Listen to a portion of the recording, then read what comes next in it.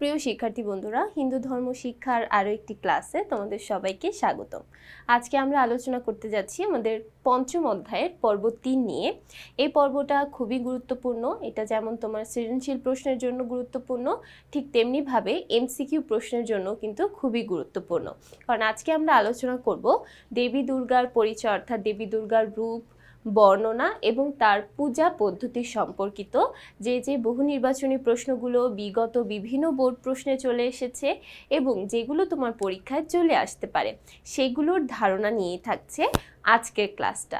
তো দেখো, আজকের পর্বে আমরা প্রথম যে প্রশ্নটা দেখতে পাচ্ছি, এখানে বলা হয়েছে শারদীয় দুর্গাপূজার আয়োজন করা হয়, অর্থাৎ এটা কোন মাসে আয়োজন করা হয় বা এটার সময়কালটা জানতে চাওয়া হয়েছে। যেহেতু বলা হয়েছে শারদীয়, তার মানে আমরা বুঝতে পারছি শারদীয় শব্দটার অর্থ হচ্ছে শরৎকালকে বোঝানো হয়, অর্থাৎ যে দুর্গাপূজাটা শরৎকালে অনুষ্ঠিত হবে আমরা মূলত সেটাকে শারদীয় দুর্গাপূজা বলে থাকি, আর যেটা বসন্তকালে অনুষ্ঠিত হয় সেটাকে আমরা সাধারণত বলে থাকি বাসন্তী দুর্গাপূজা। তাহলে দেখো, যেহেতু বলা হয়েছে শারদীয় দুর্গাপূজা, তাহলে অবশ্যই এটা শরৎকালে হবে এবং শরৎকাল সাধারণত ভাদ্র আশ্বিনের মধ্যে থাকে এবং আমরা জানি আমাদের দুর্গাপূজাটা কিন্তু আশ্বিন মাসে হয়ে থাকে। তাহলে আশ্বিন মাসের শুক্লপক্ষে যে দুর্গাপূজাটা অনুষ্ঠিত হয় সেটাই হলো শারদীয় দুর্গাপূজা। তারপর চলে যাচ্ছি 21 নং প্রশ্ন, কোন দেবীকে ত্রিনয়না বলা হয়? ত্রিনয়না বলা হয় দুর্গা দেবীকে, কারণ দুর্গা দেবীর 3টি চোখ রয়েছে, একটা বাম পাশে, একটা ডান পাশে এবং আরেকটা হচ্ছে কপালের ঠিক মাঝ বরাবর, যেটাকে আমরা জ্ঞান চক্ষু বলে থাকি। তাহলে দেখো, যেহেতু দেবী দুর্গার 3টি চোখ রয়েছে তাই আমরা তাকে বলে থাকি ত্রিনয়না। এরপর চলে যাচ্ছি 22 নং প্রশ্নে, দেবী দুর্গার ডান চোখটি হলো, খুবই গুরুত্বপূর্ণ, দেবী দুর্গার ডান চোখটি হলো সূর্য। দেবী দুর্গার ডান চোখটি হচ্ছে সূর্য, বাম চোখকে আমরা চন্দ্রের সাথে কল্পনা করি এবং মাঝের যে চোখটা আছে সেটাকে আমরা সাধারণত অগ্নি বা জ্ঞানকে কল্পনা করে থাকি। তাহলে ডান পাশে যেটা আছে সেটা হচ্ছে সূর্য, বাম পাশেরটা হচ্ছে চন্দ্র এবং মাঝ বরাবর অর্থাৎ কপালে যেটা থাকে সেটাকে আমরা জ্ঞান চক্ষু অথবা আমরা সেটাকে অগ্নির সাথে তুলনা করতে পারি। তারপর চলে যাচ্ছি 23 নং প্রশ্ন, দেবী দুর্গার বাম চোখ কি নির্দেশ করে? এটা কিন্তু আমরা মাত্রই পড়ে ফেলেছি। দেবী দুর্গার বাম চোখকে আমরা সাধারণত চন্দ্র অর্থাৎ চাঁদের সাথে তুলনা করতে পারি। বাম চোখ হচ্ছে চাঁদ আর ডান চোখ হচ্ছে সূর্য। এটা খুবই গুরুত্বপূর্ণ দুইটা প্রশ্ন, এটা আমাদের খুব ভালোভাবে মাথায় রাখতে হবে। তারপর দেখো 24 নং প্রশ্ন, এখানে বলছে সিংহ কিসের প্রতীক? আমরা জানি সিংহ হচ্ছে দেবী দুর্গার বাহন। এখন এই যে তার বাহন যে সিংহ, এই সিংহের মাধ্যমে আমরা কি প্রকাশ করি? প্রতীক বলতে আর কি প্রকাশ করা হচ্ছে সিংহের মাধ্যমে সেটাই বোঝানো হয়েছে।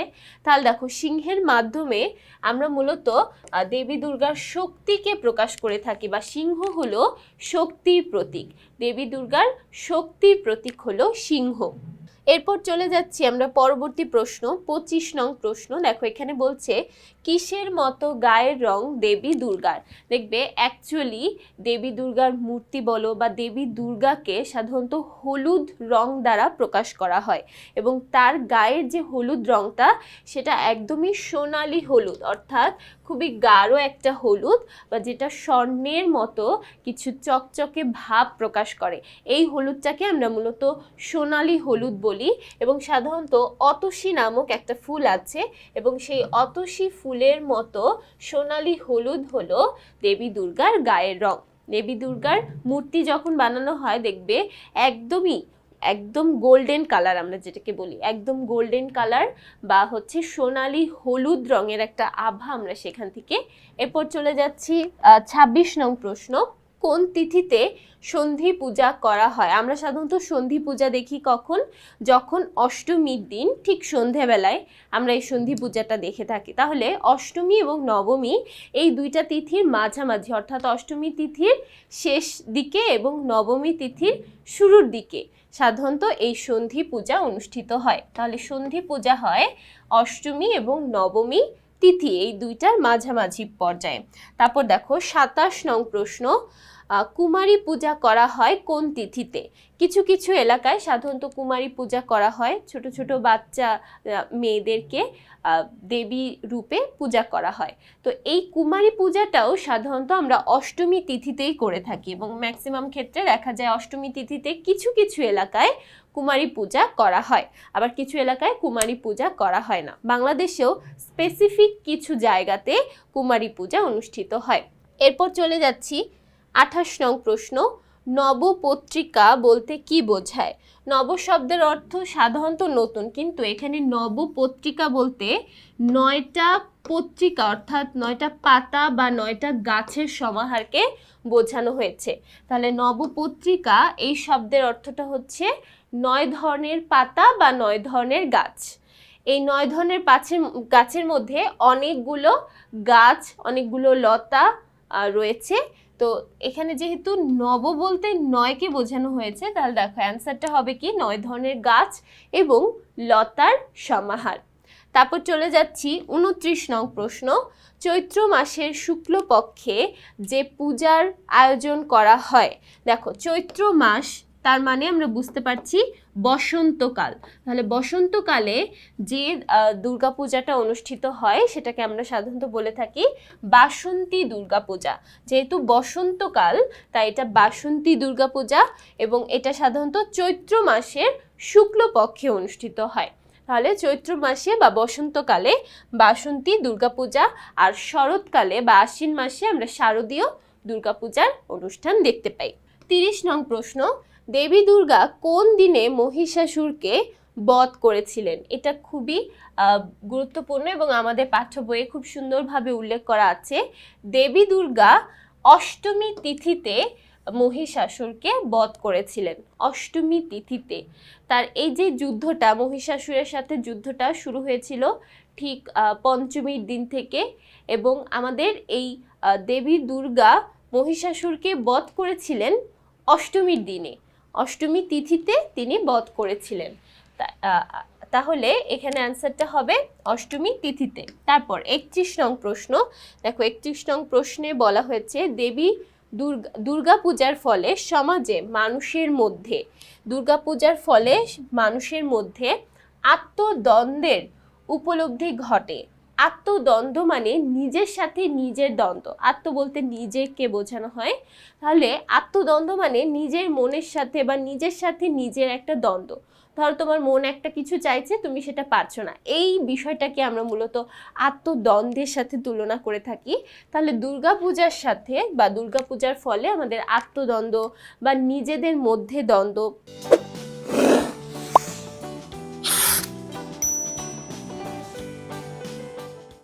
ধরো একটা মানুষের সাথে আরেকটা মানুষের দ্বন্দ্ব, এটা তৈরি হয়। এটা কিন্তু কখনোই সম্ভব নয়। দুর্গাপূজার ফলে উল্টা আরও আমাদের মানুষের প্রত্যেকটা সমাজে প্রত্যেকটা মানুষের সাথে খুব ভালো একটা ঘনিষ্ঠ সম্পর্ক তৈরি হয়। কিভাবে?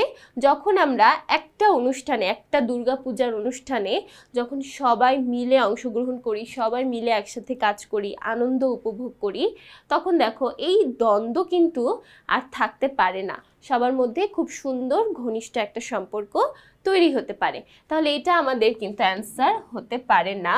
তাহলে কি অ্যান্সার হতে পারে? সাম্য এবং সৌহার্দ্য জাগ্রত হয়।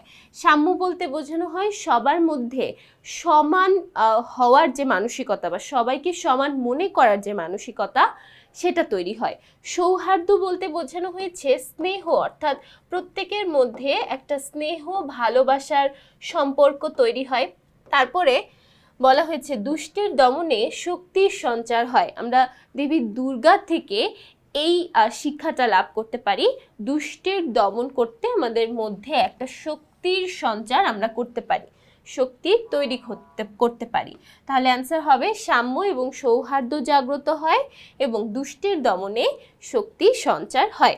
32 নং প্রশ্ন, দেবী দুর্গার বাম পাশের হাতের অস্ত্রগুলো হলো, বাম পাশে 5টা, আবার ডান পাশেও কিন্তু 5টা থাকে। তাহলে এখানে বোঝানো হয়েছে যে বাম পাশের যে অস্ত্রগুলো সেগুলো কি কি? বাম পাশের অস্ত্রগুলো কি কি? দেখো বাম পাশে থাকে খেটক এবং পূর্ণচাপ। খেটক বলতে সাধারণত আমরা তলোয়ারকে বোঝাই, আর পূর্ণচাপ মানে হচ্ছে ঢাল। তারপরে এখানে পাশ এবং অঙ্কুশ, বাণ এবং খড়গ সাধারণত ডান পাশে থাকে, তাহলে খেটক, পূর্ণচাপ, পাশ এবং অঙ্কুশ এই দুইটা হচ্ছে আমাদের বাম। এরপর চলে যাচ্ছি পরবর্তী প্রশ্ন। এখানে একটা উদ্দীপক দেওয়া আছে, বলা হচ্ছে 5 দিন ব্যাপী একজন দেবীর পূজা শেষে সকল সনাতনী ভক্ত আজ একত্রিত হয়েছে। মহিলারা শাঁখ বাজিয়ে উলুধ্বনি করে দেবীর কপালে সিঁদুর পরিয়ে বিদায় জানাচ্ছে। 33 নং প্রশ্ন, উদ্দীপকে কোন দেবীর পূজার কথা বলা হয়েছে? আচ্ছা, এখানে সাধারণত বিজয়া দশমীর যে বিষয়টা বা বিজয়া দশমীতে আমরা যে বিষয়টা পালন করি সেটাকেই তুলে ধরা হয়েছে। দেখো, শাঁখ বাজিয়ে উলুধ্বনি করে দেবীর কপালে সিঁদুর পরিয়ে দিচ্ছে। সাধারণত এটা আমরা বিজয়া দশমীর দিন করে থাকি, যেদিন মায়ের বিদায় হয়, সেই বিদায়ের সময় আমরা সাধারণত এই কাজটা করি। তাহলে এখানে আমরা বুঝতে পারছি এখানে দশমী তিথির কথা বলা হয়েছে, বিজয়া দশমী তিথির কথা বলা হয়েছে। 34 নং প্রশ্ন, উক্ত পূজার তাৎপর্য হলো, অর্থাৎ এই যে দুর্গাপূজার কথা বলা হয়েছে বা এই যে দশমীর দিনের কথা বলা হয়েছে, এটার তাৎপর্যটা কি? তাৎপর্য বলতে সাধারণত আমাদের উদ্দেশ্যকে বোঝানো হয়, অর্থাৎ কি উদ্দেশ্যে আমরা সাধারণত এটা করে থাকি। বিজয় উৎসব পালন, এখানে দেখো বিজয় উৎসব বলতে বিজয়া পালনকে বোঝানো হয়েছে। তারপর অশুভ শক্তি দূর করা, এবং তারপর বলছে পারস্পরিক ভ্রাতৃত্ব ও সম্প্রীতি প্রতিষ্ঠা করা। দেখো, আমরা যখন সকলে মিলে একসাথে বিজয়া দশমী উদযাপন করি, আনন্দ উপভোগ করি, তখন আমাদের মধ্যে বিজয় উৎসব পালনের একটা বিষয় তুলে ধরা হয় বা আমরা নিজেদের মধ্যে আনন্দ উপভোগ করতে পারি, অশুভ শক্তি দূর করতে পারি, যত ধরনের অশুভ শক্তি আছে সব দূরীভূত হয়ে যায়, আবার পারস্পরিক ভ্রাতৃত্ব এবং সম্প্রীতি প্রতিষ্ঠা করা যায়। পারস্পরিক ভ্রাতৃত্ব অর্থাৎ নিজেদের মধ্যে আপন হওয়ার যে বিষয়টা, সেই বিষয়টা তৈরি হয়, আবার সম্প্রীতি তৈরি হয়। সম্প্রীতি মানে সবাইকে সমান মনে করার যে মানসিকতা, সেটাও কিন্তু তৈরি করা যায়। তাহলে অ্যান্সার কিন্তু সবগুলো। এরপর চলে যাই পরবর্তী প্রশ্নে। 35 নং প্রশ্ন, আমরা কোন পূজার মাধ্যমে জীবনদায়ী বৃক্ষের পূজা করে থাকি? দেখো, জীবনদায়ী বৃক্ষ বলতে বোঝানো হয়েছে যে অনেক ধরনের গাছের সমাহার। আমরা কোথায় পূজা করে থাকি বা কোন দিনে আমরা এই পূজাটা করে থাকি? আমরা সাধারণত সপ্তমী বিহিত পূজায় বা সপ্তমী তিথিতে নবপত্রিকার পূজা করে থাকি। সপ্তমী তিথিতে নবপত্রিকার পূজা করে থাকি, এবং এই নবপত্রিকা পূজার মাধ্যমে কিন্তু আমরা জীবনদায়ী বৃক্ষের পূজা করে থাকছি, বা জীবনদায়ী বৃক্ষ যে আমাদের জন্য দরকার, সেই দরকারটা আমরা নিজেদের মধ্যে উপলব্ধি করতে পারি। তাহলে দেখো, জীবনদায়ী বৃক্ষের পূজা করে থাকি নবপত্রিকা পূজার মাধ্যমে, অর্থাৎ সপ্তমী বিহিত পূজার দিন। এরপর দেখো 34 নং প্রশ্ন, বিজয়া দশমী কি শিক্ষা দেয়? বিজয়া দশমী আমাদেরকে কি কি শিক্ষা দেয়? দেখো, অন্যায়কে প্রতিহত করে ন্যায় প্রতিষ্ঠা করা, বিদ্যা অর্জন করা, সন্তান প্রাপ্তির আশীর্বাদ লাভ করা, মঙ্গল বার্তা ছড়িয়ে দেয়। দেখো, এটার কোনোটাই কিন্তু আমরা বিজয়া দশমীর মাধ্যমে অর্জন করতে পারি না। বিজয়া দশমীর মাধ্যমে আমরা অর্জন করতে পারি অন্যায়কে প্রতিহত করে ন্যায় প্রতিষ্ঠা করা। অন্যায়কে প্রতিহত করে ন্যায় প্রতিষ্ঠা করা। আমরা যেমন দেখেছি দেবী দুর্গা মহিষাসুরকে বধ করে, অর্থাৎ অন্যায়কে প্রতিহত করে ন্যায়ের দিকে সব দেবতাদেরকে উদ্ধার করেছিলেন। তাহলে এটার থেকেই কিন্তু আমরা বুঝতে পারি যে অন্যায়কে প্রতিহত করে আমরা কিভাবে ন্যায় প্রতিষ্ঠা করতে পারি। এরপর চলে যাচ্ছি 37 নং প্রশ্ন। 37 নং প্রশ্নে বলছে কোন তিথিতে সন্ধি পূজা অনুষ্ঠিত হয়? দেখো, একবার কিন্তু আমরা সেম প্যাটার্নের একটা প্রশ্ন পড়েছি, এবং এগুলো যেহেতু বোর্ড প্রশ্ন, বোর্ড প্রশ্নে প্রায় সেম প্যাটার্নের প্রশ্নই কিন্তু থাকে। প্রশ্ন সেম থাকে, শুধুমাত্র আমাদের অ্যান্সারগুলো বা যে অপশনগুলো থাকে সেটা একটু ডিফারেন্ট ওয়েতে দেওয়া থাকে। তাহলে দেখো, কোন তিথিতে সন্ধি পূজা অনুষ্ঠিত হয়, যা আমরা অলরেডি জানি, অষ্টমী এবং নবমী তিথিতে। অষ্টমী নবমী তিথিতে আমরা সাধারণত সন্ধি পূজা অনুষ্ঠিত হতে দেখতে পাই। এরপর 38 নং প্রশ্ন, পূর্ণচাপ শব্দের অর্থ কী?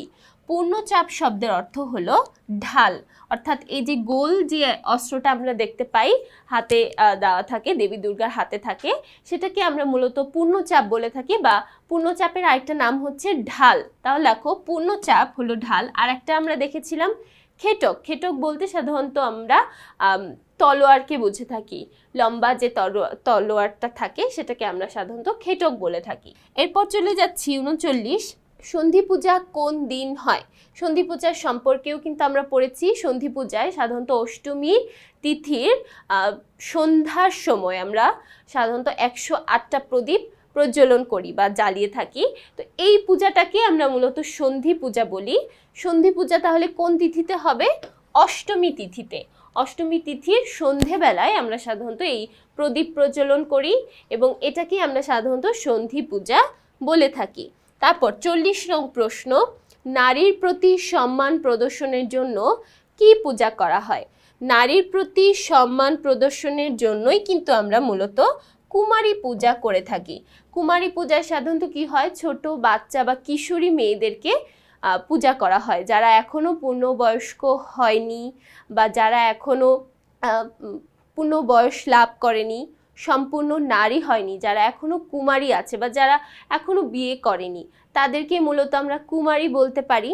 সাধারণত দেখবে যে সকল এলাকায় কুমারী পূজা করা হয় ছোট বাচ্চা মেয়েদেরকেই, যারা এখনো কিশোরী আছে বা যারা এখনো বালিকা আছে, খুবই ছোট, তাদেরকেই সাধারণত পূজা করা হয়। তো এই পূজার মাধ্যমে আমরা যে নারী শক্তি বা আদ্যশক্তি, এই আদ্যশক্তি বা নারী শক্তি সাধারণত আরাধনা করে থাকি।